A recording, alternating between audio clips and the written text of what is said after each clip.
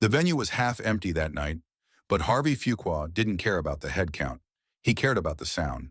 It was the fall of 1959, a Thursday, somewhere in Ohio. The Moonglows had been on the road for 3 weeks straight, playing church halls and second-tier ballrooms and whatever venue would have them. Harvey ran these shows the way a surgeon runs an operating room. Everything in its place, no surprises. The harmonies were locked. The set list was the set list, and it worked. Marvin had been with the group for less than a year. 20 years old, quiet in the way that made older musicians nervous. Not troublemaker quiet, just still, like someone who was always listening to something the rest of the room couldn't hear. He showed up on time. He learned the arrangements fast. Harvey had spotted him in Washington, D.C. and thought, this kid has something. What he didn't know yet was exactly what that something was, or what it was going to cost him. They were 3 songs into the set when it happened. The Moonglows were moving through Sincerely, one of their biggest records. The crowd was swaying gently, a Thursday night ease in the room, everything going exactly according to plan. Harvey was watching from stage left, keeping tempo in his head the way he always did. Then came the bridge. Marvin was supposed to hold the low harmony. Just hold it, clean and steady, let the blend do the work, disappear into the group. He didn't. Instead, Marvin opened his mouth and something else came out. Not the arranged note, not the safe note. Something that climbed higher than it was supposed to, cracked just slightly at the top, and then fell back down with a weight that didn't belong in doo-wop. It was a church sound, a gospel sound, the sound of a boy who had grown up with a Pentecostal preacher for a father and couldn't keep that particular thing contained anymore, not with a microphone in front of him and a crowd close enough to touch. The people near the front leaned in, not consciously, they just did it. Harvey's jaw tightened. Marvin didn't stop there. Through the next 8 bars, he kept pulling at the melody, bending notes, adding slides, doing things that had never been rehearsed and never been approved. It wasn't showy. It wasn't the kind of thing that announces itself. But every single person in that room could feel the difference between what they'd been listening to and what was happening now. Something had changed. Something had been opened. The song ended. The applause was real. The surprised kind. The kind an audience gives when something moves them before they've had time to think about whether it should. Harvey said nothing until they were backstage.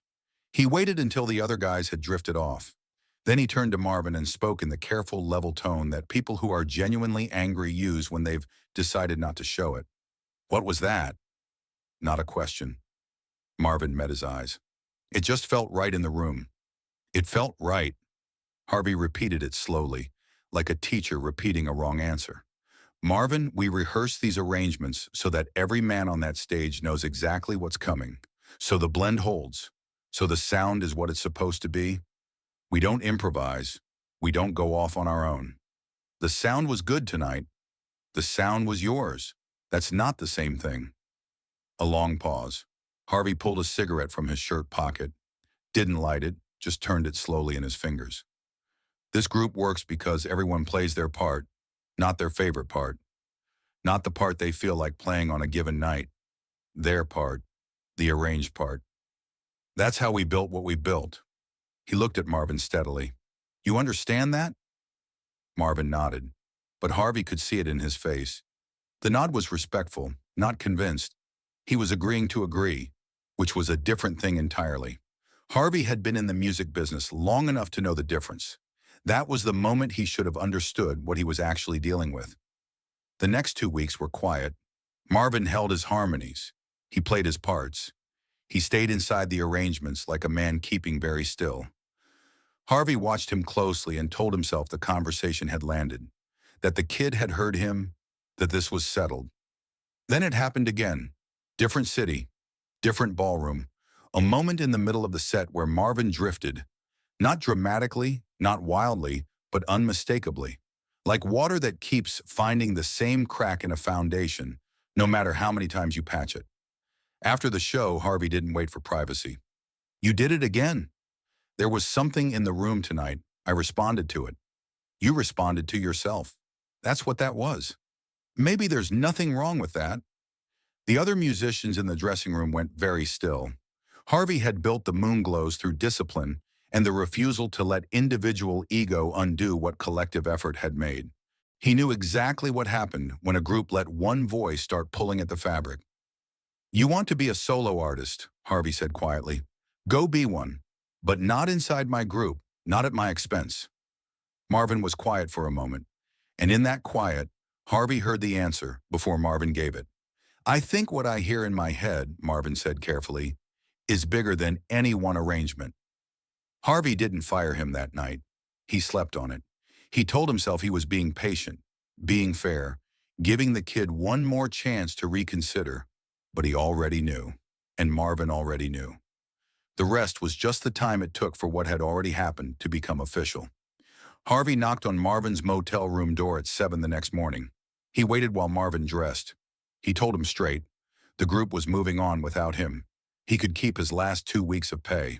Harvey hoped he found what he was looking for. Marvin took it without a word. Too quietly, Harvey thought, walking back to his own room, as if he'd been expecting it, as if maybe he'd been waiting for it. He stood in the parking lot with a suitcase, a small box of records, and $43. He watched the van pull out onto the highway and disappear around a bend.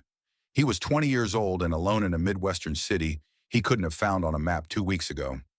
Most people in that position call home. Marvin didn't call home. His father was back in Washington, and his father would have said this was exactly what he deserved for letting his spirit get too large. He couldn't hand him that. Not now. Not ever. So he bought a bus ticket to Detroit instead. He had no appointment in Detroit, no connection, no demo tape. He had heard the name Motown Records the way you hear the name of a city you've always planned to visit, but haven't yet. A distant, abstract thing that existed in someone else's life. But he knew Berry Gordy was signing artists. He knew they were looking for voices. That was enough. He knocked on the door of Hitsville, USA on a Wednesday afternoon and told the woman at the front desk that he was a singer and he needed someone to listen. She looked at him for a long moment. "Do you have an appointment?" "No, ma'am." "A demo?" "No, ma'am." She told him to sit down. He sat in that chair for 3 hours. He watched people come and go. He didn't leave. Eventually, a man came out and brought him into a small room and told him to sing something. Marvin sang "Zing Went the Strings of My Heart," a cappella, just his voice, no reverb, a water stain on the ceiling and fluorescent light overhead. The man listening said nothing for a moment. Then, "Can you do that again?" Marvin did it again. 2 weeks later, he had a contract. Harvey heard about it through the grapevine, the way you hear about things that were never meant to reach you. One of the other Moonglows mentioned it almost in passing. That kid Marvin, he signed with Motown. Harvey nodded and said something non-committal and went back to what he was doing. But he thought about it more than he let on. He told himself it didn't matter. Gordy's operation was small, ambitious maybe, but unproven. Marvin would make a few sides, get one regional release if he was lucky, and then disappear the way most of them did. The business was littered with talented young men who believed their voice was bigger than the work required to sustain it. They burned fast. They always did. He told himself that for about 2 years. Then he heard "Stubborn Kind of Fellow" on the radio. He was driving when it came on. He didn't pull over, but he almost did. The song wasn't perfect. Not technically, not in the way Harvey measured things. But that voice was doing the exact thing it had done in Ohio, pulling at the air in a room without asking for permission, making people lean in without knowing why they were doing it. Except now it had a full band behind it and a Motown production and an entire country's worth of radio stations. Harvey sat with that for a long time. He was honest with himself in the way that only gets possible once the defensiveness has worn down. That quality, the thing that had frustrated him so deeply, wasn't really indiscipline. Or it was, technically.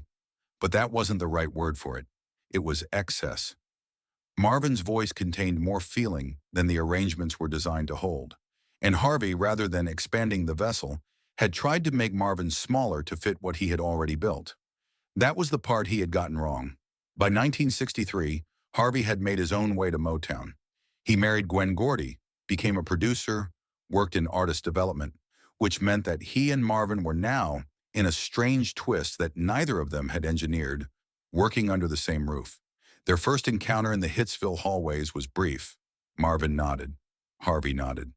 Both men smiled with the careful politeness of people who have a great deal left to say. But one afternoon, Harvey was walking past Studio A when he heard a playback drifting through the closed door. A slow ballad, heavy and unhurried, Marvin's voice sitting on top of it, doing something that Harvey still had no clean vocabulary for. Not gospel, not R&B, not the smooth romantic thing the label liked to package and sell. Something older than all of those categories. Something that sounded like it had been living inside one person for years, pressing against the inside of his ribs, waiting for the right song to let it out. Harvey stood in the hallway and listened until the tape ran out. He didn't go in. Years passed. I heard it through the grapevine.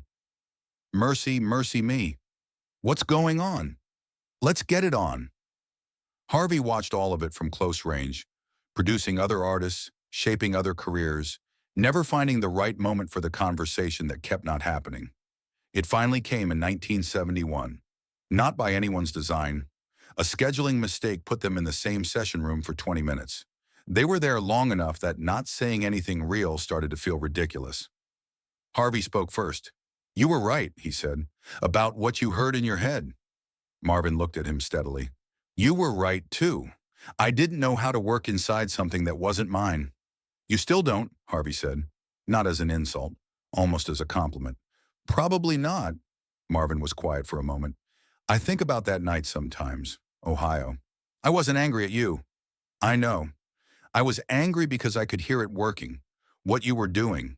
I could hear that the room was responding, and I didn't know what to do with that inside my own structure. So I got rid of the problem instead of solving it. Marvin nodded slowly. I didn't know how to be smaller than what I felt. I know. I could see that. I just didn't have a solution for it. They stayed in the room a few more minutes, not saying much. Harvey had given Marvin something: timing, breath control, the discipline of serving a song rather than using it. Marvin had given Harvey something harder to name, a reminder that trying to contain certain voices doesn't make them quieter. It only sends them somewhere else. The conversation didn't fix anything. There was nothing broken that needed fixing. The decision in that parking lot had been right for both of them. Marvin needed to leave. Harvey needed him to leave to finally see what he'd been holding. But there was something real in that room. Quiet, unscheduled, long overdue.